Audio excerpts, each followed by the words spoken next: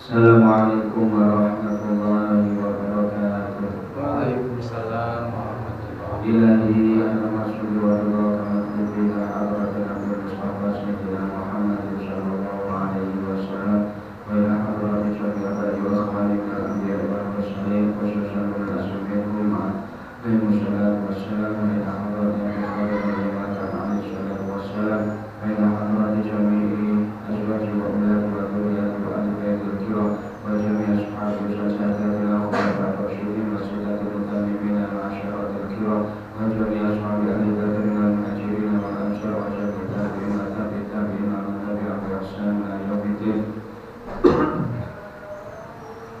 wa ila hadratin jami'i malaikatil muqarrabin wa malaikati jibril malaikati mikail malaikati israfil malaikati israil alaihi wassalatu wassalam wa ila hadratin jami'i awliyatil masyayikh wal awliya wal maghrib ya bani ya mahdiya khususan hadratin sultan al-awliya sayyidina Syekh Abdul Qadir al-Jilani radhiyallahu anhu wa ila hadratin Syekh Muhyiddin Abdul Hasan Asy-Syadzili radhiyallahu anhu wa ila hadratin Syekh Muhammad Yusuf wa Syekh Ahmad Rifai wa Syekh Ahmad Al-Badawi wa Syekh Abdul Qasim Al-Junaidi wa Syekh Al-Qarani wa Syekh Abdul Hamid Muhammad Al-Ghazali wa Syekh Abdul Aswad Al-Bali wa Syekh Ahmad Asy-Syari Al-Maliki wa Syekh Muhammad Al-Wawi Al-Hadani wa Syekh Al-Qur'an Al-Syadadi wa Syekh Sultan Al-Yamani wa Syekh Hasan Basri wa Syekh Abdul Hasan Al-Asy'ari wa Syekh Abdul Mansur Al-Maturidi radhiyallahu anhu wa ila hadratin jami'i awliya Islam Syekh Al-Ahmad Muhammad Khashina Hamdan wa Syekh Al-Hidayah wa Syekh Al-Jari Sultan wa Syekh Abdul Ibrahim Sultan wa Rahman Syekh Al-Qasim Tantara Jalamalan radhiyallahu anhu wa ila hadratin jami'i mu'allifil kutub Syekh Al-Alifi hadal kitab Syekh Hasbullah Sulaiman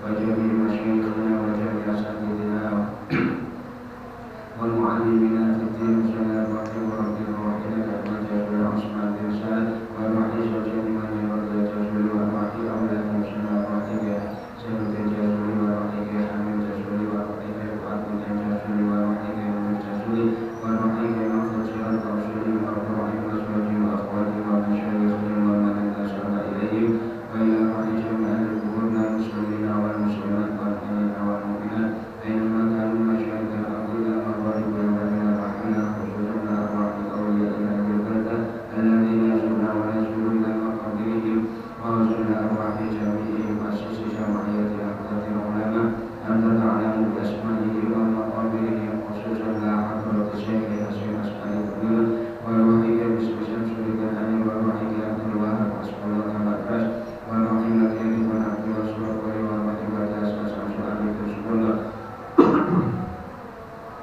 wa Syekhana Muhammad bin Abdullah bin Taala wa Syekh Subagir wa khususan ila arwah walidina wa ummatina wa jaddatina wa juddina wa akhwatina khususan ila arwah amwati hadirin fi hadal musalla khususan ila arwah jami'i man amar hadal musalla syamilan lana wa lahumul fatihah a'udzu billahi minasyaitonir rajim bismillahirrahmanirrahim alhamdulillahi rabbil alamin arrahmanir rahim maliki yaumiddin iyyaka na'budu wa iyyaka nasta'in ihdinas siratal mustaqim siratal ladzina an'amta 'alaihim ghairil maghdubi 'alaihim waladdallin rabbi ighfirli wa liwalidayya wa lil mu'minina amin. Bismillahirrahmanirrahim. Qala al-mu'allif rahimahullahu ta'ala wa nafa'ana bihi wa bi'ulumihi fid dharain amin. Qala rabbi shrah li sadri wa yassir li amri wahlul 'uqdatam min lisani yafqahu qawli. Faslun utawi iku ana fasal suci wal aqiqatu utawi akikoh iku sunnatun sunnah dihukumi sunnah mu'akkadatun kang den kuwatake wa yadkhulunan masuk apa waktuha waktune akikoh bifisolil walati sebab pisahe anak sangka dene rahim wal afdalu utawi kang luwih utama iku dakhuha nyembelan ing akikoh yauma sabihi ing dalem dina kaping 7 anak wala yusikulan orang nyukupi fiha ing dalem akikoh apa ilam iyati ing dalem kurban. Wa qaluha utawi luwe cicike akekah iku syatun sapetus ampli mauludin saking saben-saben anak kang den lahirake. Wal afdalu utawi kang luwih utama iku datu syataini nyembelih wedhus loro anidakari saking anak lanang. Wasya tin lan wedhus siji anil unsa saking anak wedok. Jad bahuha lan masako sapa wong ing akekah bifulwin kelawan manis.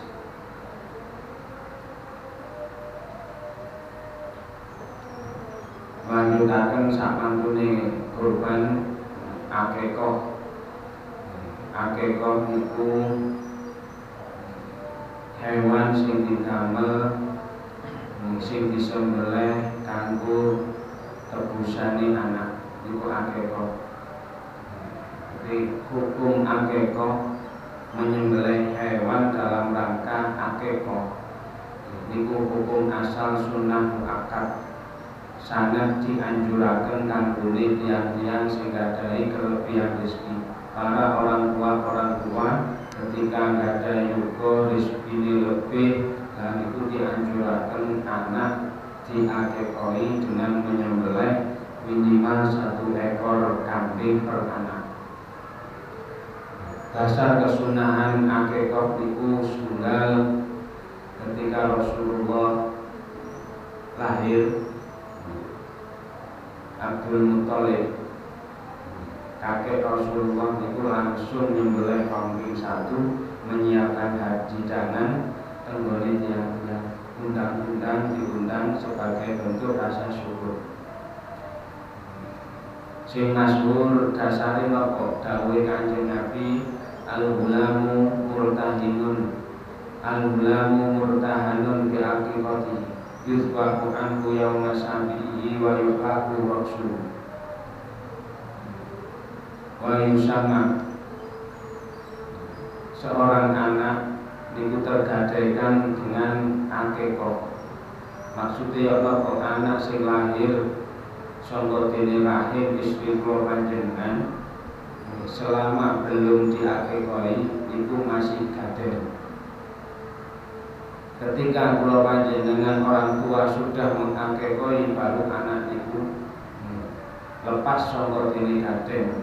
Karena gaden anjurane kula panjenengan nebus kelawan akekah.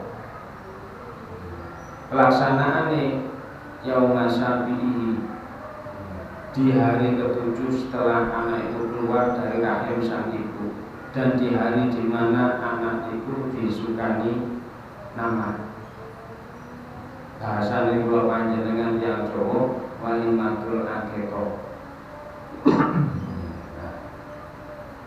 Bahasane kula panjenengan walimatul akekah. Nah, hadis niki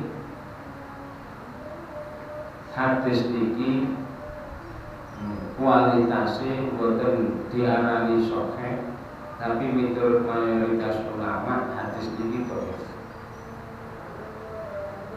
Kadangkala kula panjenengan wedi ketika punya anak lahir tidak diakekoi, mau diakekoi belum punya uang. Kemudian memaksakan sampai utang-utang diakekoi. Karena apa? Karena takut bahwasanya anak itu tergadaikan dengan akekoi. Ketika belum diakekoi berarti masih ada. Ketika sudah diakekoi baru lepas. Kan arti. Dalam arti digadaikan bagaimana? Artinya menurut Imam Ahmad dan segolongan ulama, anak itu kalau tidak diakekoi, nanti di akhirat tidak diberi izin untuk menolong orang tuanya. Ini kan keras.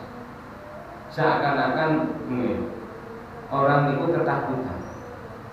Akhirnya ketika musim kurban, orang selalu banyak tanya, lebih didahulukan mana antara akekah dengan kurban? Karena saya belum diakekahi dulu. Khawatir apa? Khawatir nanti kelak saya tidak bisa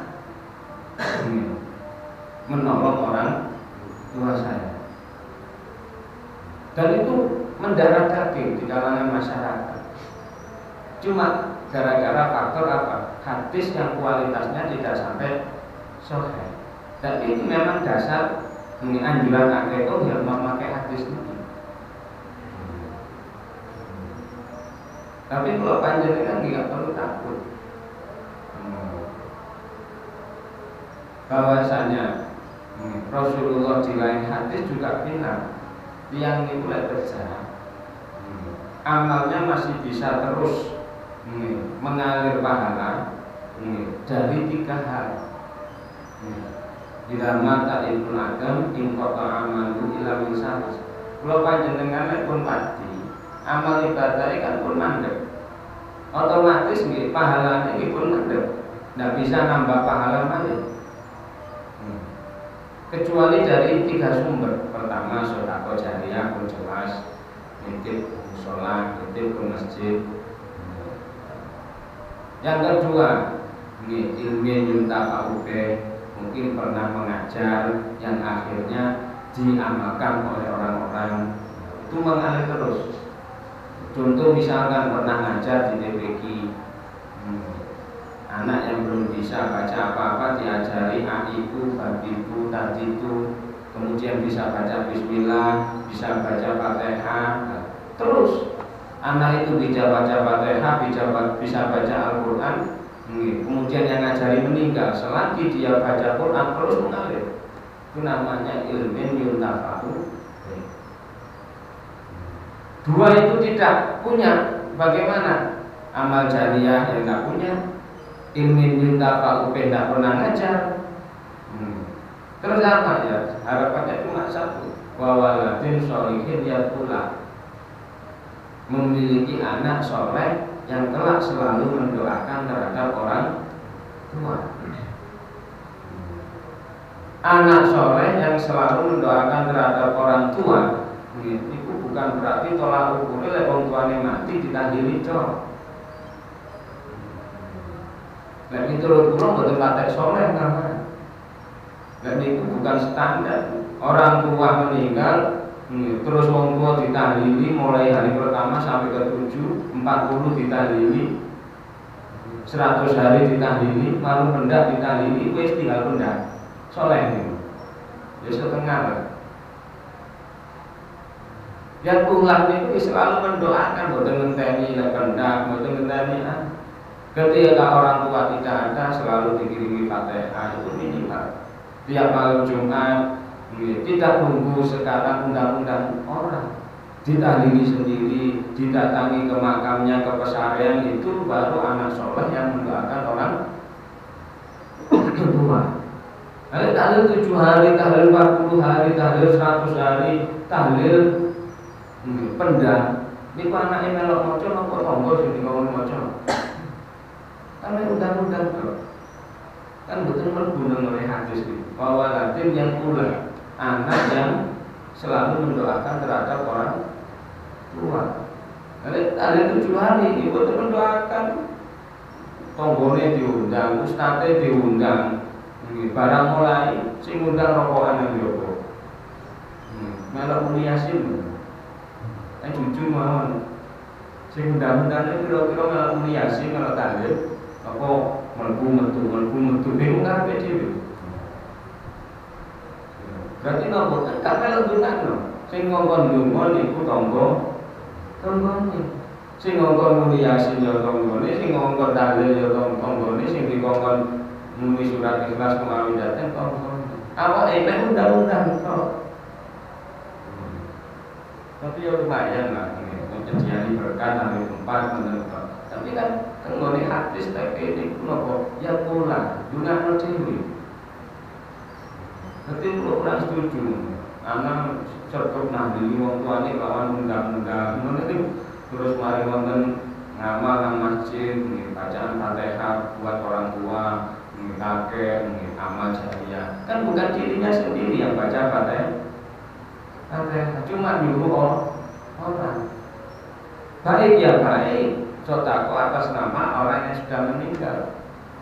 Tapi masuk hadis wah ya pulang ini itu berarti didoakan sendiri. Nah di dalam akikah ini memang syariat Islam menonjolkan tiap bab itu supaya kula panjenengan perhatian. Jadi dasar kesunahan akikah niku adalah al-ghulamu murtahanun bi aqiqatihi. Seorang anak itu tergadaikan dengan akikah.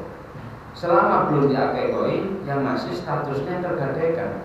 Kalau tergadaikan artinya bagaimana? Sunnah akhirat tidak dikasih izin untuk memberikan pertolongan kepada orang tua. Itu Imam Ahmad dan sekelompok ulama. Tapi sekelompok lagi boten. Maksudnya tergadaikan itu apa? Anak itu kalau tidak diakikoi, pertumbuhannya tidak sama dengan anak yang sudah diakikoi.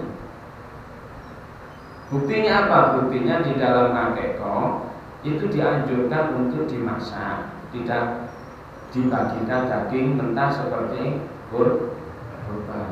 Yang kedua, masakannya harus manis. Tujuannya apa? Supaya akhlaknya manis. Supaya akhlaknya manis. Anjuran lagi apa? Hayawan kurban tulang-tulangnya itu jangan dipotong-potong lembut. Kalau motong itu ros-rosan, dipasno ros-rosan nih.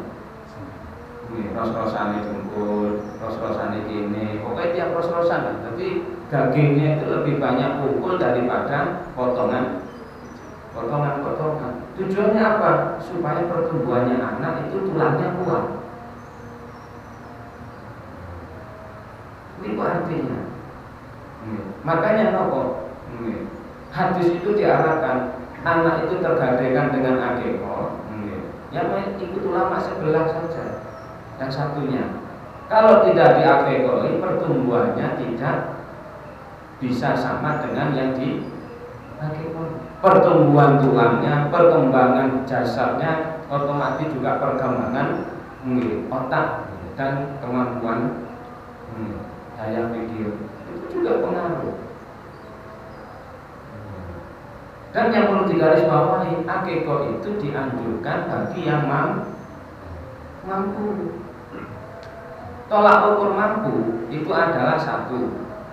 Ketika anak lahir, orang tua itu tidak punya uang sama sekali, tidak mampu untuk beli kambing, untuk mengakikoi, maka syariat menurut Imam Syafi'i dan pengikutnya dikasih batas kesunahan akikah 40 hari. Dijangka waktu 40 hari. Setelah 40 hari anak lahir, setelah lahir 40 hari orang tua tetap tidak mampu beli kambing, sudah hilang kesunatan akikah. Tidak usah masih tanya, wis tuwek umur 50 belum sing dari akikah. Saya pun diakikah ambek korban kaset masuk balungi dibutuhno sak pedus niku kaki diketok belas, tetep tuangi sampean rokok semua tuwek. Kan Allah manfaatin guna anjuran manis misalnya supaya nopo akhlaknya manis, wis tuwek ya wis akeh manis pun gak mati ini, terus gak biaya. Jadi faedahnya akikah itu hilang. Nanti Allah wis kurban ae, walaupun ada ulama nek durung akikah, durung kurban iso tuku wedhus siji dengan niat loro, ya akikah ya kurban. Kali kesunahan akikah bagi yang tidak mampu dibatasi 40 hari. Setelah 40 hari masih tidak mampu sudah gugur. Akikah gugur dari orang tua. Bukan berarti akikah itu gugur dari sang anak. Nanti setelah dewasa balik, tetap sang anak itu kalau mau akikah ya dianjurkan untuk dirinya sendiri. Orang tua gugur, anak berjalan umur 1 tahun, 2 tahun, kemudian kok mampu terus beli kambing akikah, tidak sah. Karena bukan kesunahan lah, hilang sudah sunah. Kemudian kadang-kadang kalau panjenengan kan boten. Pada waktu anak lahir tidak bisa beli kambing, jadi jenengan kami untuk mawon. Apa jenenge? Oh, potongan. Brokohan. Potongan brokohan. Nggih gak iso ngakekoi, gak iso anu apa brokohan untuk mawon. Bungkusan nggih dikirim ora metu jenenge. Jenenge apa? Nggih. Paijo, paini, itu kan niku metu. Terus ketika dapat 2 tahun mulai rezeki. Akhirnya napa mulai rezeki ini? Diparengno pendake wong tuane apa diakeh anake. Pun boten dijunakno wong wis gak duwe maneh. Syariat itu. Syariat menganjurkan tak mampu dibatasi 40 hari, tak mampu sudah hilang. Tapi kalau orang tuanya mampu, contoh misalkan anak lahir punya tabungan 5 juta, punya buat beli kambing, iya ada. Tapi gak saat ini bukan. Nah, andai kata beli kambing saat itu mampu, tapi kata akekoi saat ini, bagaimana kalau itu dikasih batas anjuran sampai balik? Ketika sampai anak itu balik dari akekoi itu sudah gugur kesunahannya orang tua. Anak umur 17 tahun orang tua akekoi tidak ada gunanya, sudah tidak sunah, tidak bisa kecuali pamit pada sang anak. Karena apa? Kesunahan itu pindah pada anak itu sendiri. Orang tua sudah lepas. Amin. Jadi orang tua ketika punya anak itu batas kesunahan akekoi itu tergantung kondisi orang. Kalau kondisi orang tua mampu dibatasi sampai balik. Terserah mau umur 5 dibarengno pas sunate sekaligus akekoi monggo. Kalau orang tuanya mulai lahir mampu. Tapi kalau orang tua mulai lahir sudah tidak mampu, hanya dibatasi 40 hari. Setelah itu baru saya mikir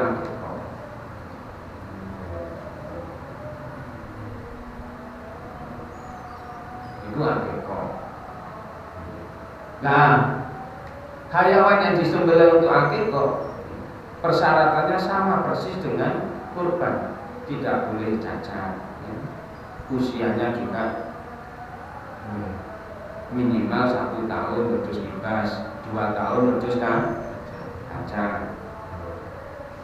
Sama persis. Cuma bedanya apa? Kalau kurban dibagikan keadaan mentah, kalau akikah kita mengundang orang untuk makan namanya walimah.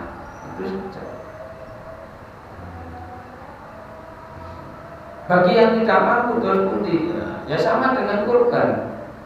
Dulu dalam masalah kurban orang itu kalau tidak mampu, supaya apa ya dianjurkan untuk tetap bisa berkorban ikut madhabnya Ibnu Abbas, sahabat. Khusus bagi yang tidak mampu beli kambing dianjurkan ikut Ibnu Abbas. Nopo pendapatnya ya pakai ayam. Terus kalau akekah bagaimana? Sama. Kalau panjenengan kepingin akekah wedi misalnya, wedi anaknya itu tergadaikan tidak iso nulungi besok. Tuh wedhus sakniki 3 juta, paling murah 1,5 juta. Uang tidak ada, punya 1 juta. Terus pun di tuku PT nah. Tuku PT mawon. Mulai PT loro ta telu diniati napa ngakekoi anak sementara pakai PT. Golek mampu yo wedhus. Undang-undang tangga tapi tidak usah dikei judul walimatul akeh. Krono tanggane cerewet. Undangane walimatul akeh kok wayahe mari ndonga judul kok soto ayam. Wong biasa lek walimatul akeh ku ono sunduke. Lah iki kok soto ayam. Iki akekah model melok sapa? Melok Ibnu Abbas apa akekah pakai ayam. Akhirnya nopo anaknya sing diake Pak ayam kuwes cekelane yo koyo ayam Pak pernah di isu itu mulai sore menurut ayam kan. Nanti nopo betul-betul wong sing gak pangku, tapi mboten usah woro-woro ngakekoi anak. Saaken undangane kate budal kok mangan bojone kate ana kalimatul akekos mangan guling ora ono. Semangat sholawatan marhabanan. Mari donga wujud diedarno kok mihun soto ayam. Mulai kapan akekoi mangan soto ayam mihun?